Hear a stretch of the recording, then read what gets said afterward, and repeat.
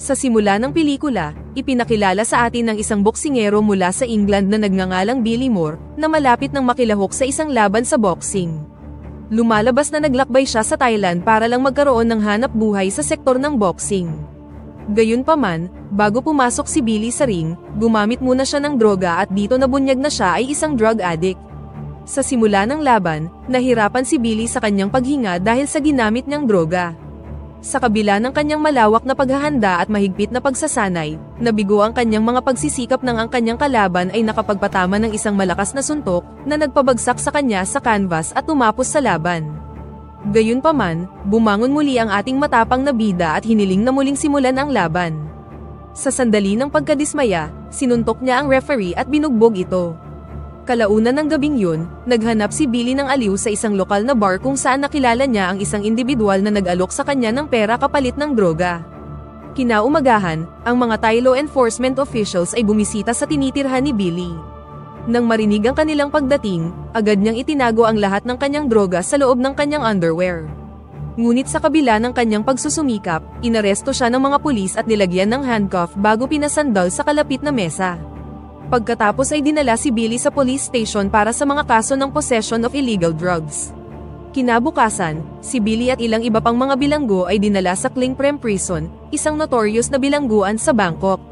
Pagdating doon, sumailalim sila sa masusing search, kabilang ang strip search at body frisking. Kasunod nito, dinala si Billy sa mugshot area, kung saan ang isang correctional officer ay lihim na naglagay sa kanya ng droga.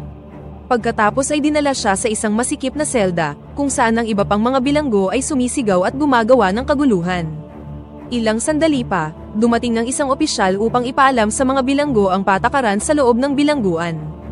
Kalaunan, lumapit si Billy patungo sa karamihan upang punuin ang kanyang water bottle, nang itulak siya ng isang kapwa bilanggo.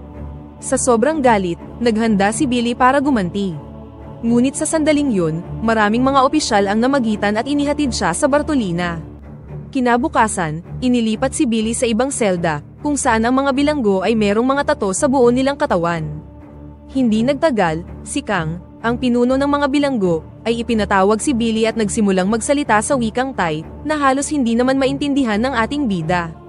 Kasunod ng maikling pag-uusap, inutusan ni Kang si Billy na gumawa ng push-up habang ang ibang mga bilanggo ay tinutuya at hinaharas siya. Maliwanag na ikinainis ito ni Billy, ngunit wala siyang kapangyarihan na gumanti ngayong napakarami nila at mag-isa lang siya. Kalaunan, nag-alok ng sigarilyo ang mga bilanggo kay Billy nang hindi nalalaman ng mga gwardya.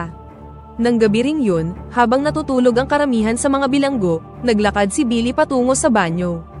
Nang malapit na siyang mag-jingle, si Kang at ang kanyang mga kasamahan ay tinambangan siya mula sa likuran, at tinutukan siya ng kutsilyo. Pagkatapos ay pinilit nila siyang panoorin ang kanilang pag-atake sa isang inosenteng bilanggo. Ang nakakagambalang insidente ay nagpahina sa pag-iisip ni Billy, dahilan para mahirapan siyang makatulog ng buong gabing yun. Kinaumagahan, nalungkot si Billy nang malaman niyang nagpakamatay ang inosenteng bilanggo. Nang magpanik, pumunta siya sa infirmary at humingi ng gamot. Gayunpaman, ang opisyal ay tumangging magbigay sa kanya ng anuman.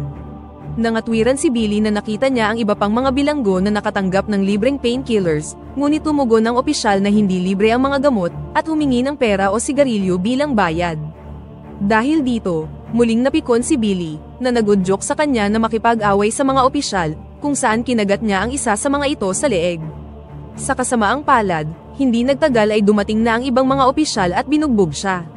Pagkatapos ay itinapon si Billy sa isang selda kasama ang isang ladyboy inmate na nagngangalang Fame, na tumulong sa kanyang mga sugat. Sa sumunod na eksena, nilagyan ng kadena ang mga binti ni Billy para pigilan siya na muling makipag-away. Sa panahon ng communal bath kasama ang iba pang mga bilanggo, sinamantala ng gang ni Kang ang sitwasyon at nagsindi ng sigarilyo habang nagtatago sa isang sulok. Nag-alok din sila kay Billy ng isang stick ng sigarilyo, na kanya namang inubos ng palihim. Makalipas ang ilang sandali, nagpahayag si Billy ng pasasalamat kay Fame para sa pagtulong sa kanya noong nakaraang gabi sa kanyang mga injuries.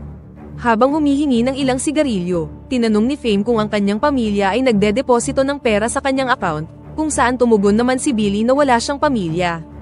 Pagkatapos ay nanghiram siya ng ilang sigarilyo mula sa kanya at nangakong babayaran siya kapag nakatanggap siya ng pera sa kanyang account sa susunod na linggo. Kalaunan ng gabing yun, si Kang at ang iba pang mga bilanggo ay makikitang nagsusugal para sa sigarilyo. Ipinagpalit din ni Billy ang kanyang pakete ng sigarilyo sa droga, dahil naging desperado na siya sa mga ito.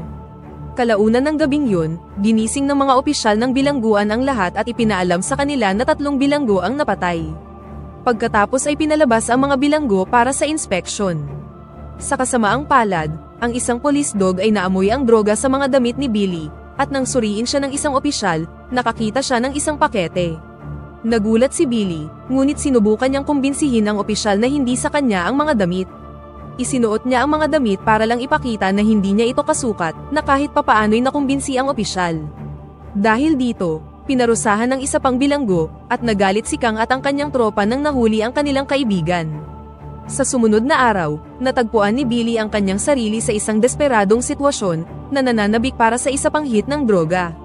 Lumapit siya sa isang correction officer, umaasang makakapuntos ng ilang droga. Pumayag ang opisyal na tulungan siya at dinala siya sa isang walang lamang selda, kung saan iniabot niya kay Billy ang isang stick ng sigarilyo na merong lamang droga. Kalaunan, habang gumagamit muli si Billy sa may banyo, bigla siyang nahuli ng 2 kapwa bilanggo. Hiningi nila ang ilan sa mga ito, ngunit sa kabutihang palad ay dumating ang isa pang preso at pinakalma ang tensyon. Kinabukasan, bumalik si Billy sa kanyang selda, desperadong mahanap ang kaparehong opisyal upang makakuha ng higit pang droga. Ngunit sa pagkakataong ito, tumanggi siyang bigyan si Billy ng anumang gamot dahil hindi naman siya nagbabayad. Sa pagiging desperado, pumayag si Billy na gawin ang anumang hilingin ng opisyal, at inutos nito na atakihin ni Billy ang 2 chef dahil masama sila sa kanyang negosyo. Nang walang pag-aalinlangan, sumang-ayon dito si Billy. Kumuha muna siya ng isang stick, bago tumuloy sa kusina kung saan binugbog niya ang 2 chef, at halos mapatay na niya sila. Pagkatapos ng marahas na insidente, binalaan ng kaparehong correction officer si Billy na huwag pumatay ng sinuman, at ibinigay na sa kanya ang droga bilang gantimpala. Gayunpaman, si Billy, na narealize ang kalupitan ng kanyang mga aksyon, ay tinanggihan na ito. Habang nababalot ng pagsisisi at kawalan ng pag-asa, pumunta siya sa shower at nagsimulang umiyak. Kinagabihan, nagkaroon ng emotional breakdown si Billy at nagpas siyang tapusin na ang lahat. Ngunit sa kabutihang palad, napansin ng isang preso ang kanyang sugat at agad itong binalot ng tela upang matigil ang pagdurugo. Kalaunan, makikita si Billy sa loob ng kanyang selda na nagsasanay sa kanyang mga galaw sa boxing, umaasang mailalabas ang kanyang enerhiya at emosyon sa isang positive outlet. Kalaunan ay tinanggal na din ang mga kadenas sa kanyang binti, na nagpahintulot sa kanya na makagalaw ng mas malaya, at nagtungo siya sa boxing ring kung saan nagsasanay ang iba pang mga bilanggo. Sa kabila ng kanyang pagnanais na sumali, tinanggihan siya ng instruktor, marahil dahil sa kanyang marahas na nakaraan. Pagkatapos ay binisita ni Billy si Fame para humingi ng paumanhin sa hindi pagbayad sa kanya. Muli siyang humiling ng panibagong pakete ng sigarilyo para maibigay niya ito sa instruktor at makasali sa boxing team. Bagamat nag-aalangan, iniabot sa kanya ni Fame ang mga sigarilyo, na nagpahintulot kay Billy na sumali sa boxing team. Pagkatapos sumali sa koponan, inutusan siya ng instruktor na pumasok sa ring at labanan ng isa sa mga bilanggo. Matagal nang hindi lumalaban si Billy, at dahil dito, madali siyang natalo ng kanyang kalaban. Naging dahilan ito para madismaya siya sa kanyang sarili at mas lalo pang nasaktan nang tinuya siya ng iba pang mga preso. Kaya naman, mula sa sumunod na araw, sinimulan niya ang kanyang buong araw na pagsasanay upang maibalik ang kanyang kakayahan sa boxing. Isang gabi, pinagmamasdan ni Billy ang mga preso na naglalaro ng pagtaya ng sigarilyo. Nagpasya siyang lumahok, itinaya ang 2 pakete ng sigarilyo, at kalaunan ay maswerteng nanalo. Kinabukasan, binisita ni Billy si Fame sa kanyang tindahan at ibinalik ang mga sigarilyong hiniram niya noon. Nagsimulang mag-usap ang dalawa at ibinunyag ni Billy na meron siyang ama at mga kapatid. Habang patuloy silang nag-uusap, ang kanilang pagchichismisan ay nauwi sa paglalandian. Isang araw, si Billy ay nakatakdang lumaban sa isa pang bilanggo at hinambing ang 2 sa kanilang lakas.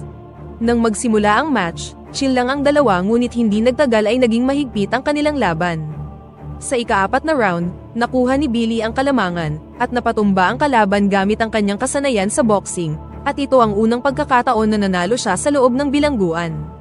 Kalaunan, ang prison warden, si Preacher, na nasaksihan ang laban ni Billy, ay lumalabas na humanga sa kanyang mga kasanayan at ipinatawag siya sa kanyang opisina.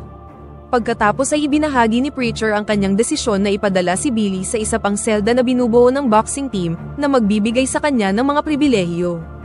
Higit pa rito, sinabi ni Preacher na siya ang unang dayuhan na lalaban sa qualification round ng national tournament. Nang marinig ito, naging masaya si Billy at ipinahayag din ang kanyang pasasalamat sa prestihiyosong pagkakataon. Bago umalis ang dalawa, ipinaalam sa kanya ni Preacher na meron lamang siyang 2 buwan para maghanda. Kasunod nito, inilipat si Billy sa isa pang selda kung saan nakatanggap siya ng magandang pakikitungo mula sa kanyang mga kapwa preso. Sinimulan din niya ang mahigpit na pagsasanay bilang paghahanda sa paparating na paligsahan. Isang araw, habang kumakain, ibinahagi ng kanyang mga kasamahang bilanggo ang kanilang mga kwento tungkol sa kung paano sila napunta sa bilangguan. Ibinunyag ng isa sa kanila na siya ay 5 taon nang nasa kulungan, at dahil sa depresyon na dulot nito, nasaksak niya ang 3 opisyal ng bilangguan na nagbigay sa kanya ng karagdagang 13 taon. Pagkatapos ay sinabi niya na sumali siya sa boxing team dahil paminsan-minsan ay nagkakaroon siya ng pagkakataong lumaban sa labas, kung saan nakikita niya ang kanyang pamilya sa loob ng ilang minuto. Kalaunan, pumayag din si Billy na magpalagay ng tato sa kanyang likod. Sa pagdaan ng mga araw, naging maganda ang takbo ng pagsasanay ni Billy. Nagsimula na ring maibalik ang kanyang kumpiyansa, ngunit isang araw, nahuli niya si Fame na may kasamang isa pang bilanggo. Nadurog nito ang kanyang puso, at bilang resulta, bumalik siya sa paggamit ng droga. Dagdag pa dito, inilabas din niya ang kanyang galit sa kanyang boxing partner sa ring. Dahil dito, inilagay siya ng mga opisyal sa isang bakanteng selda na mas malaki kaysa sa mga nauna. Iginugol ni Billy ang buong araw sa pag-eehersisyo at pag-eeensayo ng kanyang boxing moves. Makalipas ang ilang araw, ibinalik siya sa selda ng boxing team. Sa sandaling umalis ang opisyal, ang kanyang galit na boxing partner ay sumugod sa kanya. Gayunpaman, naging mahinahon ang reaksyon ni Billy at humingi ng tawad sa ginawa niya noon. Nang isinaalang-alang ang paghingi niya ng tawad, pinayagan siya ng boxing team na bumalik sa ring at tinulungan din siya sa kanyang pagsasanay. Kalaunan, nabuo ni Billy ang isang matibay na relasyon sa kanyang mga kapwa bilanggo. Isang gabi, pumasok ang mga ladyboy sa kanilang selda, at kinantahan sila ng isang love song.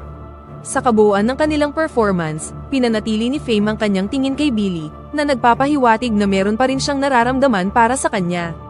Isang araw pagkatapos ng pagsasanay, naliligo si Billy nang lapitan siya ni Kang at ng kanyang mga tropa, at humingi ng pera sa pagtikom ng kanilang bibig tungkol sa kanyang pagka-adik sa droga. Humingi si Billy ng ilan pang araw, tiniyak sa kanila na mananalo siya sa laban at pagkatapos ay babayaran sila. Bago umalis, nagbanta si Kang na tuturukan siya ng AIDS kapag natalo siya sa laban. Sa kasamaang palad, nagdusa si Billy sa sakit na hernia, at pagkatapos makatanggap ng treatment, ipinaalam sa kanya ng doktor na ang rupture ay dahil sa labis na paggamit ng droga, at ang karagdagang trauma ay maaaring magresulta sa kamatayan mula sa internal bleeding. Sa kabila nito, nagpasya pa rin si Billy na lumaban, kaya dinala siya sa isa pang bilangguan kung saan gaganapin ang paligsahan. Sa araw ng kompetisyon, nag-ensayo si Billy kasama ang kanyang instruktor sa huling pagkakataon bago tumungo sa ring. Sa pagsisimula ng laban, ang parehong mga boksingero ay nakibahagi sa isang mahigpit na bakbakan, kung saan ipinakita nila ang kanilang pambihirang kasanayan. Sa isang punto, ang sipa ng kalaban ay tumama ng malakas sa tiyan ni Billy, na nagdulot sa kanya ng matinding sakit. Sa kabila nito, tiniis ng ating bida ang sakit at patuloy na lumaban. Kalaunan, nagawa niyang patumbahin ang kanyang kalaban gamit ang isang spinning back elbow, na nag-udyok sa kanya na manalo sa tournament. Gayunpaman, naputol ang kanyang selebrasyon nang bumagsak siya sa ring, pagkatapos sumuka ng dugo. Kalaunan, nagising si Billy sa ospital, at sinubukang iwasan ang pagbalik sa kanya sa bilangguan, sa pamamagitan ng pagtakbo palayo. Ngunit pagkatapos makalayo ng kaunti, na-realize niya na dapat muli niyang isaalang-alang ang kanyang mga aksyon at bumalik sa ospital. Pagkatapos ay inilipat si Billy sa isa pang bilangguan kung saan binisita siya ng kanyang ama, na buong pagmamalaking ngumiti sa kanya. Pagkatapos ng 3 taon, inilipat si Billy sa isang kulungan sa UK at nabigyan ng amnestiya ng hari ng Thailand, at dito na nagtatapos ang pelikula. Pakipindot naman ang like button kung nagustuhan mo ang pelikula, at kung hindi naman, pindutin mo ng 2 beses ang dislike button para lang makasiguro.